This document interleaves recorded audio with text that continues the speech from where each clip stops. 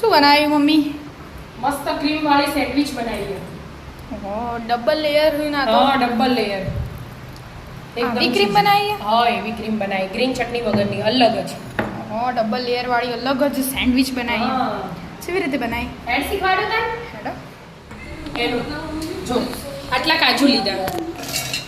આપણે સેન્ડવિચ બનાવીએ ને તે અલગ જ હું ક્રીમ બનાવું. બરાબર. કાજુ ચટણી નહીં બનાવવાની, એના માટે આરી ક્રીમ બનાવી. કાજુ લીધા અને આ ચીઝ, આ પનીર. બે હરખું લીધું, ચીઝ ને પનીર હરખું લઈ લેવાનું. અને આ તીખા મરચા ને એવા બે લીધા, ગરમ પાણીમાં પલાળીને અડધો કલાક રાખ્યા હતા. અને આ ઓરેગાનો અડધી ચમચી. બરાબર. અને મીઠું આ ક્રીમમાં જો ને એટલું જ ખાલી લેવાનું. લાલ મરચું લઉં અને આઈસ. બરાબર. 3 ટુકડા. સ્વાદ જેવું તીખું કરવું હોય એવી રીતે, જેવું તીખું કરવું હોય એવું આ નાખવાનું. લાલ મરચું મેં આપણે પેલા લાલ મરચા તીખા ને એટલે પેલું ઓછું નાખ્યું. હવે પીસી લેવાનું.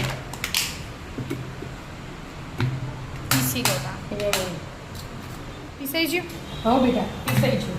થોડુંક સ્લાઇડ પાણી એડ કરવું હોય ને તો કરવાનું. સ્લાઇડ પાણી એડ કરવું જ પડે પીસવા માટે. જેને જેવી જાડી પટલી રાખવી એવી રાખવાની.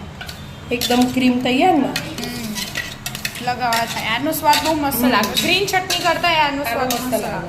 એટલે જ ને કાઢી દીધું. તો ચટણી તો બહાર કાઢી દીધી. હવે બટાકા લઈ લીધા. ક્રીમ તૈયાર રહી. હા, ક્રીમ તૈયાર. હવે બટાકા મેશ કરી દીધા.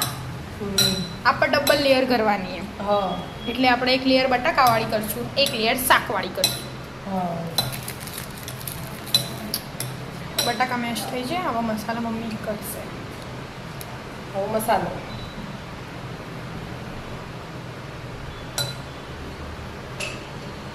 પહેલા મીઠું બટાકાનું. બરાબર. અને આ શેકેલું જીરું, કાશ્મીરી મરચું અને મરચાં, મીઠું એવું બધું મિક્સ કરેલું હોય. આ મસાલો અલગ જ એ રે નાખ્યું 1 ચમચી.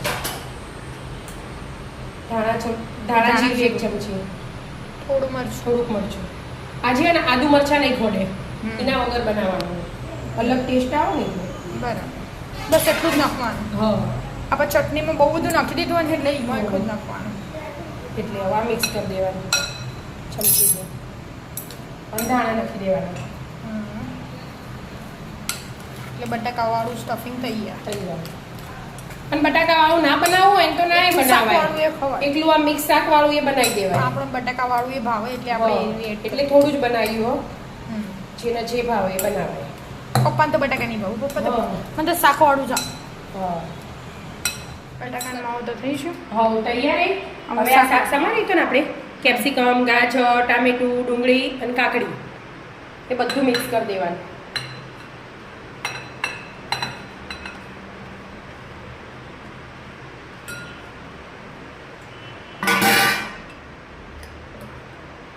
ખાલી 1 ચમચી સીઝવાન ચટણી અને 1 ચમચી પીઝા પાસ્તા સોસ.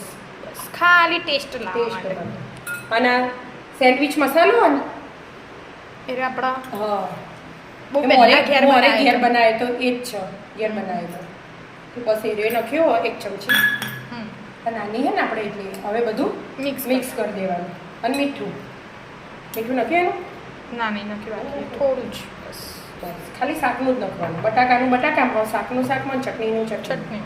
બસ મિક્સ બધું આવી રીતે બધું બનાવતા હોય એટલે મીઠાનું બહુ ધ્યાન રાખવું પડે. જો વધારે પડી જાય ને તો બધો ટેસ્ટ જતો રહે.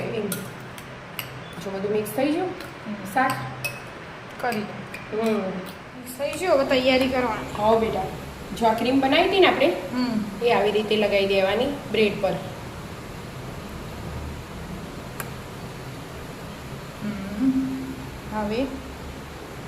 હવે આ બટાકાનું બનાવ્યું એટલે બટાકાનું લેયર એ લગાવવાનું પતલું. ના બનાવ્યું હોય તો ડાયરેક્ટ આ શાકનું બનાવી દેવાનું. હવની પસંદગી પ્રમાણે થાય. બટાકાની તો પતલી લેયર કરવાની, કોઈ એટલી બધી જાડી નહીં કરવાની. પણ આમાં ગ્રીન ચટણી ના આવે એ અલગ રીતે એવી રીતે બનાવીએ ને.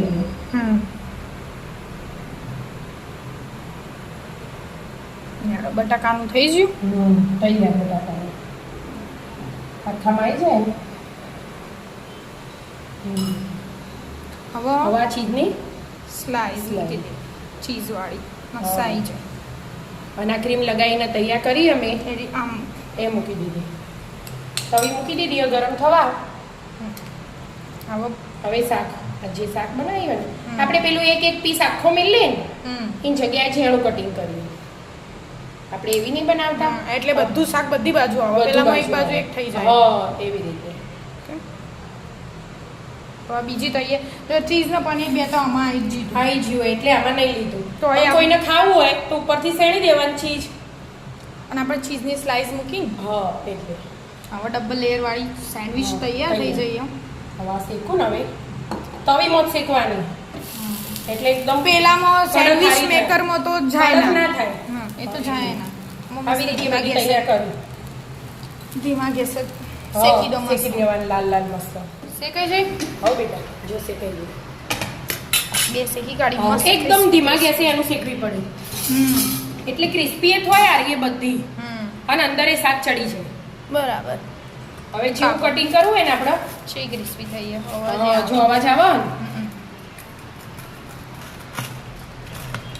લેયર બતાવો. મસ્ત થઈ ગયો.